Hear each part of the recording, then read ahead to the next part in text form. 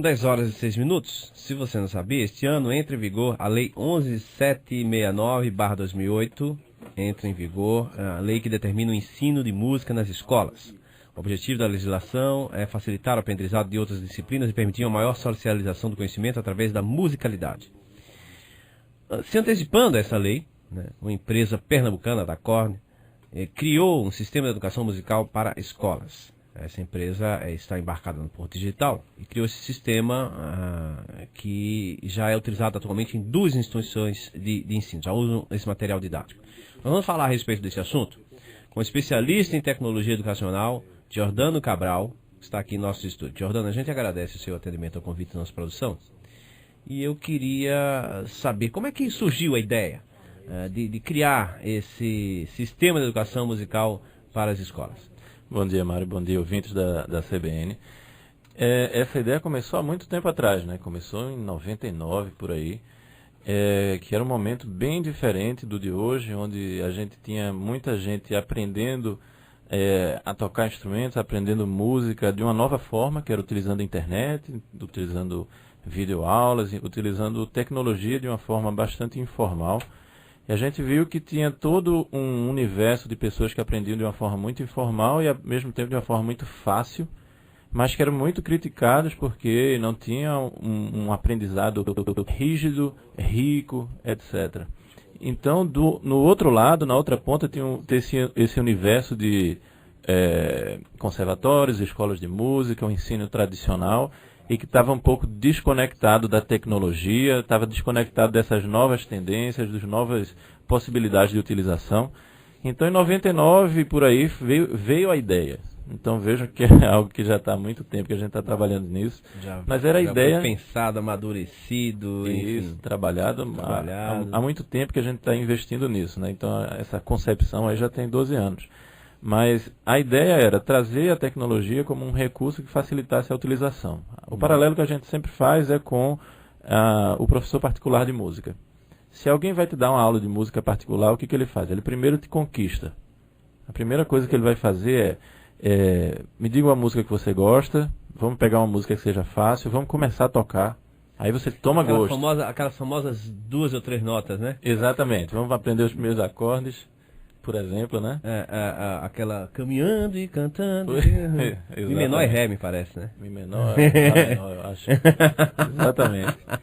Então, essa é a ideia. Um professor particular, ele precisa conquistar o aluno. Porque isso estimula. Já sei tocar. Exatamente. A primeira coisa é a motivação. Eu estou tocando uma música, eu estou cantando. Exatamente. A primeira coisa que você faz é conquistar. Então, ele consegue, ele sente que ele é capaz. Antes de aprender qualquer teoria, aprender coisas muito complexas, você diz, olha, esse caminho aqui você já consegue fazer alguma coisa. E esse motor é muito importante. Você dá um gosto para ele, o aluno fica motivado, e aí ele tem interesse em continuar. E aí ele tem interesse em se aprofundar. Na hora que ele faz aquele caminhando e cantando, ele começa a querer saber uma outra música agora que ele gosta mais, mas que é um pouco mais difícil. E assim o professor usa esse interesse dele por algo bastante objetivo em geral, para ele começar a te ensinar os conceitos, a teoria, a fazer exercícios. Então, o professor... E onde entra a tecnologia nessa questão aí? A tecnologia entra porque ela pode se prestar a esse mesmo papel do professor. Ele pode fazer com que o ensino seja mais simples no início, e aí, como você tem ferramentas que fazem que você possa aprender de uma forma muito mais rápida, interessante, você...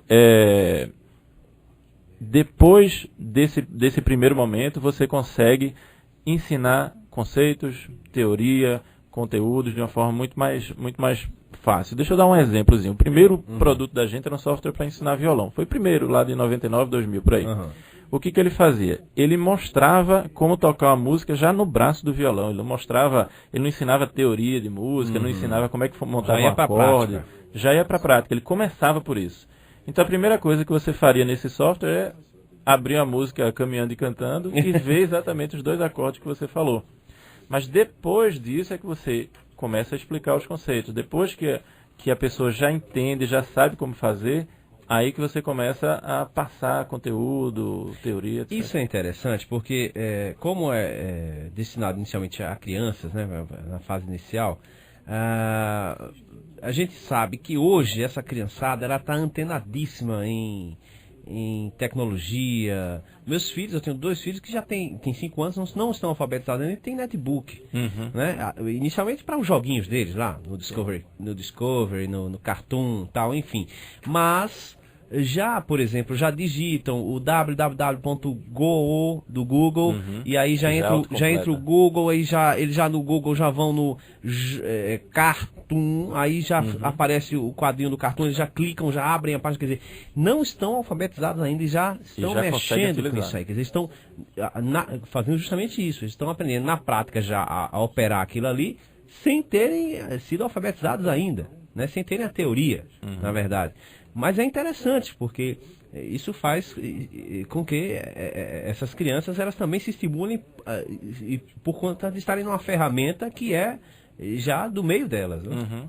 É muito bom você mencionar essa faixa etária, porque o grande produto que a gente tem trabalhado hoje em dia é o que é chamada musicalização infantil, que é justamente esse primeiro contato da criança com a música. É um contato de crianças, sei lá, com 7 anos de idade, por aí, vai variar de escola para escola, eles vão assumir uma idade melhor para isso. Mas nessa idade a gente não está preocupado ainda em ensinar a teoria de uma forma muito rígida, a leitura de uma partitura, a tocar um instrumento. Musicalização quer dizer, esse primeiro contato a gente precisa despertar. Então, uma série de coisas que parecem não ser ensino de música inicialmente à primeira vista, na verdade estão ensinando de uma maneira muito mais interessante as aptidões e habilidades básicas para que eles consigam tocar, criar música e até apreciar música. Então, a gente começa a ter atividades do tipo, vamos reconhecer que sons estão à nossa volta. Então, a gente vai reconhecer que tem aqui, obviamente no estúdio tem muito pouco barulho ao redor, né? Tem uma pessoa ou outra, coisa assim, mas isso já estimula a nossa percepção auditiva. Você começar a perceber o que é mais agudo, o que é mais grave, o que é uma duração de um som, o que é um timbre de um som. A gente começa a despertar isso de uma forma bem inicial mesmo, bem para uma lúdica. criança. E a ideia da gente é fazer isso de uma forma lúdica. A gente fazer isso como uma prova ou como uma coisa chata, no fim das contas, não faz o menor sentido. O que a gente tem é uma expertise na criação de ferramentas interativas e ferramentas lúdicas. Então, essa proposta do ensino para crianças de 7, 8, 9, 10 anos é justamente que eles comecem com jogos. Eles assistem desenhos animados onde os personagens vão explicando os assuntos. Então, é como se fosse uma Turma da Mônica que ele está assistindo lá, mas essa Turma da Mônica vai te ensinando os conceitos musicais. Vai te ensinando o que é acelerar, ralentar, o que é a altura, o que é uma nota, o que é um acorde. Então são os personagens... Numa linguagem específica. Numa linguagem que vai para as crianças, não é uma linguagem, enfim, que vai valer para o ensino médio, coisa assim. Mas para uma criança nessa faixa etária, assistir um desenho animado é algo totalmente diferente de ler um livro. Então isso permite um aprendizado de uma forma muito mais engajada do que um conteúdo simples, que está aqui o material, toma um livro, leia, e depois vamos ver qual é o resultado no fim das contas. Você falou uma coisa bem interessante, eu me lembrei agora, um dos meus filhos, o João Paulo, outro dia eu estava colocando ele para ler algumas letras, né? E ele lia as letras e eu falava a palavra para ele. E aí, quando chegou na interrogação, aí ele fez pensar. Eu achei o máximo aquilo ali. Porque ele disse, olha, tudo bem, pensar. Agora o nome disso é interrogação. Pensar. É a forma lúdica, prática que você vê que na escola ele vai aprendendo aquilo ali. Né? Então, a partir do momento que ele sabe que aquilo é pensar, naturalmente depois ele vai entender o que é a interrogação. Isso. Agora, o que é complementar na tecnologia é o seguinte: é muito normal a gente olhar o lado do aluno, porque obviamente a gente quer interessar o aluno. O aluno é que precisa ser conquistado, digamos assim. Se ele não usa tecnologia, qualquer ferramenta que a gente for adotar, ela vai ser em vão. Porque se o aluno não usa, enfim, ela não vai ter uso. Tem que ter a prática. Mas assim, olhar só o lado do aluno é só uma visão disso aí. Pra gente, o lado do aluno ele vai assistir desenhos animados, ele vai jogar. Então, para o aluno, isso é uma coisa extremamente interessante. Ele não está ali assistindo aula, ele está jogando, vendo desenhos animados e está interagindo com os seus colegas. Isso é bom porque pode ser feito nas férias também, por exemplo? Pode ser feito complementarmente à sua carga horária. Esse é um dos grandes argumentos nossos. a aula de música vai ter uma carga horária muito pequena, provavelmente. Então, isso é uma maneira da gente expandir essa carga horária para que ele continue trabalhando em casa. Mas olhar o aluno é um ponto. Mas a gente precisa olhar o professor também.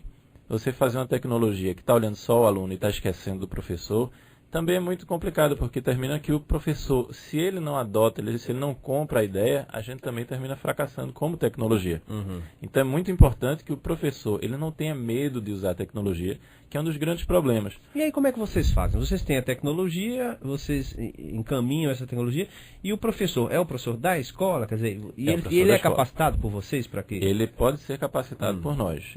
A gente tem um programa de capacitação, mas além disso a gente tem um material que é muito simples de usar. Isso é um dos pontos mais importantes. Se a gente disser, olha, vai ter uma nova tecnologia para usar aqui na rádio. Então, se a tecnologia for complexa, mesmo que ela seja muito poderosa, você vai ter medo de usá-la. Então, a primeira coisa é que ela tem que ser simples. Outra coisa é que ela passa o material de forma que tanto o aluno quanto o próprio professor aprende. Porque boa parte desses professores de música vão ser professores generalistas. Não necessariamente vai ser um professor especializado em música. Tem muito pouco professor hoje em dia especializado em música para a grande demanda que vai ter na hora que o ensino for obrigatório. Então, é importante que a gente passe o material para o professor, que a gente ofereça capacitação e que o professor ele tenha esse controle sobre como é que a turma vai caminhar. Porque se a gente diz simplesmente, vão haver jogos para que os alunos aprendam, o professor já tem medo de cara de perder o controle sobre a turma. Obviamente, porque pode ser que eles comecem a jogar e aí você não consegue direcionar a aula, puxar a partir do jogo o que ele aprendeu com aquele jogo, etc. Vocês orientam nesse passo a passo também, como é que vai fazer? Exatamente. Cada produto da gente vem com material, que é o manual do professor. Então tem dicas ali para o professor para que ele possa direcionar o seu ensino. Então a gente tem um material de apoio que tem funcionado muito bem nos pilotos que a gente tem feito. A gente rodou uma série de pilotos e a maior parte deles foram feitos com professores generalistas, ou seja, eram professores que não tinham nem domínio do conteúdo de música que ia ser dado. E um dos melhores resultados desses pilotos foi que eles foram capazes de dar uma aula de muita qualidade, tendo visto o material um dia antes, sem ser especializado, sem sequer conhecer aquele conteúdo. Ou seja, ele foi capaz de abrir o produto, entender o conteúdo, entender como repassar aquilo para os alunos e no dia seguinte dar uma aula de qualidade muito próxima ao que um professor especialista dava. Então isso foi um dos resultados melhores que a gente obteve de todos esses pilotos. Mas só fechando, aluno e professor são dois pontos muito importantes, mas tem um terceiro ponto que é muito, muito importante e quase toda tecnologia se esquece disso, que é o gestor. Não adianta a gente ter só o aluno, só o professor engajado com alguma ferramenta. E o gestor estaria na figura de quem? O que acontece com o gestor? Imagina que você é um secretário de educação, você é um diretor de escola. Um secretário de educação vai dizer, eu preciso implantar música como conteúdo obrigatório dentro do ensino básico. Então, sei lá, digamos que é uma rede municipal e vai até o Fundamental 1, que são os anos iniciais do Fundamental e até o 5º ano hoje em dia. Aí ele tem uma rede, sei lá, de 80 mil alunos. E quantos professores para dar essas aulas? Quantos professores licenciados em música existem? Pouquíssimos. Muito poucos. A gente forma 500 licenciados em música no Brasil por ano. E são Brasil? No Brasil inteiro. Se for aqui é só na UFPE que tem uma licenciatura em música. São 31 milhões de alunos só no ensino fundamental no Brasil. Se for juntar todos os alunos, são acho que 50 milhões no ensino básico. Então são 500 para essa demanda gigantesca. Então a primeira coisa que ele vê é essa. A segunda coisa que ele pergunta é se os professores estão formados. E aí, eles estão formados hoje em dia? Se você é um gestor. A crítica que boa parte deles tem feito é que é preciso haver formação. Porque eles não têm uma confiança 100% de que toda a sua rede de professores vai estar bem formada. Terceiro, ele não vai ter material didático hoje em dia para dar aula de música que seja consensual. Porque os PCNs, os parâmetros curriculares nacionais, as diretrizes não são muito específicas, elas deixam uma margem para que os professores possam escolher os programas, os currículos que eles vão dar especificamente. Então, você não tem um material que possa cobrir isso de uma maneira abrangente. Ao mesmo tempo, você tem infraestrutura para dar aula de música? Não sei. Provavelmente não. Por quê? Para dar uma aula de música, normalmente você precisa de instrumentos musicais, você precisa de uma sala com tratamento, como aqui no estúdio. para não fazer barulho no resto da escola. Então você não tem infraestrutura. E você tem uma heterogeneidade muito grande de alunos, de estrutura de sala de aula, de programas que eles vão fazer. Então, na hora de adotar, simplesmente, vamos aprender música. Os seus filhos têm uma certa aptidão musical. Talvez o meu não tenha tanta. Alguém já tem um certo conhecimento, outro não tem. Um tem uma certa bagagem, outro não tem. Isso é uma coisa muito complexa. Para um gestor, isso é algo muito complexo. E qual é o grande problema para um gestor? Ele precisa ter diretrizes, ele precisa ter formas de medir se as coisas estão indo bem ou não. Hoje em dia, que forma ele tem de avaliar isso? Praticamente nenhuma. Existe uma prova, algo que avalia a qualidade da música, do ensino de música? Não, e qual vai ser a solução? É muito subjetivo isso. Então, veja que para um gestor é algo super complexo. E qual seria a solução? Porque a gente sabe que a lei entra em vigor agora, em 2012. Exatamente. E pelo que você fala, não existe praticamente estrutura nenhuma nas grandes redes. Vamos dizer, é difícil ter, não vou dizer que não tem, porque enfim. Pode ter um. Não, a gente sabe plano, que não tem. Né? A gente sabe que não tem. Bom, e nesse caso, qual seria a solução? Seria uma adaptação a essa falta de estrutura para se tentar fazer a coisa da melhor forma possível, mesmo não se tendo tantos profissionais capacitados, pelo menos formados especificamente na área? Vamos lá. A nossa defesa é que a tecnologia pode realmente fazer uma diferença para todos esses problemas. Então, a tecnologia nossa, ela foi concebida para lidar com esses problemas. Então, para lidar com o problema de formação de professores, o que a gente faz? Foi o que eu tinha falado antes. A gente tem ferramentas que sejam fáceis para o professor utilizar, que tenham material didático que seja abrangente, tem conteúdo mesmo das ferramentas, não é só um jogo. Tem um conteúdo mesmo, equivalente a um livro didático. Então, a gente tem nas ferramentas da gente um livrinho mesmo que acompanha. Que mais? A gente tem problema de infraestrutura geral, mas com a tecnologia a gente tem a possibilidade de ter instrumentos virtuais, por exemplo. A gente pode fazer com que as aulas dos alunos usem um headphone, usem coisas assim. Isso quer dizer que a gente pode transformar o laboratório de informática, por exemplo, que é algo que boa parte das escolas vai ter. A gente consegue transformar esse laboratório de informática num ambiente onde uma aula de música de qualidade pode ser dada. No computador? No computador. Não necessariamente somente lá. Pode ser complementado, obviamente. Na verdade, a nossa proposta... Isso dispensaria, por exemplo, a presença do instrumento específico lá naquela sala? Que você poderia ter no computador o instrumento? Existe o instrumento dentro do computador. Obviamente, se houver um instrumento físico, melhor. Então, a gente... Obviamente, quanto mais capacitado for o professor, melhor ele vai usar as ferramentas. Se ele tiver um espaço, uma infraestrutura muito boa, muito melhor. Mas o que a gente está dizendo é que, nessa situação muito complicada de viabilizar o ensino de música, a gente ainda consegue ter um ensino de música de qualidade utilizando esses recursos computacionais. A gente tem feito pilotos em situações bem críticas, em escolas com quase nenhuma infraestrutura, sem professor formado, onde os alunos não têm familiaridade com a tecnologia. E o resultado é impressionante. É bom saber disso, porque certamente tem muito gestor que está nos ouvindo que pode ficar interessado em saber mais detalhes a respeito do assunto. O Olivaldo Oliveira está acompanhando a gente, ele está perguntando o seguinte: quem faz, por exemplo, um curso técnico de música, fica apto a ensinar nas escolas do Estado, já que a música é obrigatória na grade escolar a partir de agora? A grande visão é o seguinte: existe um músico e existe um educador musical. Em teoria, um professor de música, ele deveria, a princípio, ser um educador musical. Ele tem uma formação em música, mas tem também uma formação pedagógica. Então, esse é o princípio.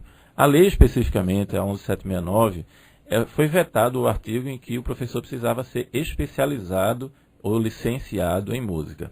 Isso quer dizer que um professor generalista, um professor de outras disciplinas, que normalmente mais comumente vai ser um professor de artes, ele vai poder dar o conteúdo de música. Isso é um ponto. Mas a outra questão é que um músico, seja formado num curso profissionalizante ou num bacharelado em música, ele também vai poder ser capacitado na parte pedagógica para poder ministrar aulas de música. Isso é uma maneira de lidar com essa carência grande de professores. E aí, por exemplo, um professor de artes, certo, não necessariamente música, ele poderia ser capacitado rapidamente para assumir essa função? Com certeza. Com essa tecnologia que está disponível hoje, com essa ferramenta que está disponível hoje? Esse é o nosso foco, na verdade, porque vai ser muito comum esse ensino de música ser um ensino dentro de uma disciplina de artes. Isso é muito comum. Não está definido. Não está definido se é uma disciplina de música, em que anos isso vai ser dado. Isso está relativamente em aberto, e como a lei só vai ser efetivamente, só vai entrar em vigor agora, então isso é um processo que provavelmente vai começar a ser definido. Mas vai ser muito normal você ter um professor de artes, certo? Que aí vai ter formação em várias artes diferentes. Ser necessário que ele dê uma aula de música, porque esse conteúdo especificamente é obrigatório e ele não vai ter a especialização nisso. Então, nesse caso, a capacitação tem sido muito rápida. Deixa eu só explicar uma coisinha pequena. Uhum. A gente tem um histórico muito grande como empresa de desenvolvimento tecnológico. Então, a gente tem esse background aí de 10 anos, onde a gente é uma referência muito grande na área. Pouca gente sabe que a gente é de Recife, na verdade, e é uma empresa que tem um alcance mundial. A gente já vendeu para 106 países, tem quase 4 milhões de usuários, etc. Muito legal. Mas essa expertise está sendo usada só agora para sala de aula, né? Há 4 anos que a gente tem trabalhado para que essa expertise seja usada para criar ferramentas realmente úteis para a sala de aula. E aí, a gente concebeu nossos produtos para que eles fossem rápidos de serem capacitados. Então, esse é um ponto crucial da nossa tecnologia. Um professor de artes, ele consegue dominar aquela tecnologia e repassar aquele conteúdo bastante rapidamente. Aí vamos supor, um pai está nos ouvindo, a mãe está nos ouvindo agora, e pensa assim, na escola do meu filho não vai ter esse programa, mas eu posso ter esse programa particular para o meu filho? Pode, isso é uma boa... entendendo o que eu quero dizer? Estou entendendo. Isso é uma boa pergunta. Hoje em dia, a gente está focado realmente nas escolas. A gente precisa ter uma adoção institucional assim. Por quê? Porque boa parte do que vai interessar os alunos, não apenas as ferramentas em si, a ferramenta onde ele cria a música, o jogo onde ele pode trabalhar aquela música, os desenhos animados, etc. Existem recursos de rede social. Isso quer dizer que os alunos eles podem comunicar-se entre si. Uhum. Eu posso dizer, vejam que legal a música que eu fiz. Ou então, ele pode dizer, eu consegui chegar no estágio 3 daquele jogo que trabalha ritmos. Eu consegui um componente especial, sei lá, consegui uma guitarra de ouro porque eu consegui acertar 100% das perguntas X ou Y. Essa interação entre os alunos, que é algo muito normal hoje em dia, em ferramentas como Orkut, Facebook, Twitter, esse tipo de interação entre as pessoas é algo que está sendo cada vez mais adotado na educação como uma ferramenta de promover o aprendizado através dessas conversas entre os próprios alunos e entre os alunos e os professores. Então, para uma pessoa individual, termina que a solução fica carecendo dessa interligação com os seus colegas, porque boa parte do interesse de usar esse tipo de ferramenta é que a gente vai estar numa turma, o professor vai poder direcionar isso, o professor vai fazer coisas complementares e essa interação, todo mundo sabendo que, olha, Mário tá lá na frente, ele fica 3 horas por dia trabalhando, veja que música legal ele criou, isso gera uma sinergia muito importante. Claro, e incentiva também. Mas não quer dizer que uma pessoa individual não vai poder utilizar os recursos. Hoje em dia, o individual ele consegue usar nossos produtos. A gente tem uma linha de 15 produtos para educação musical que são disponíveis no nosso site para um individual comprar. Isso já está aberto. Interessante. Jordano Cabral, muito obrigado então pela sua presença aqui no CBN Recife. Eu que agradeço, Mário. Começamos com um especialista em tecnologia educacional na entrevista de estúdio de hoje, ele que falou a respeito da empresa pernambucana da Cor, embarcada no Porto Digital, que criou um sistema de ensino para educação musical em escolas. São 10 horas e 30 minutos no Recife.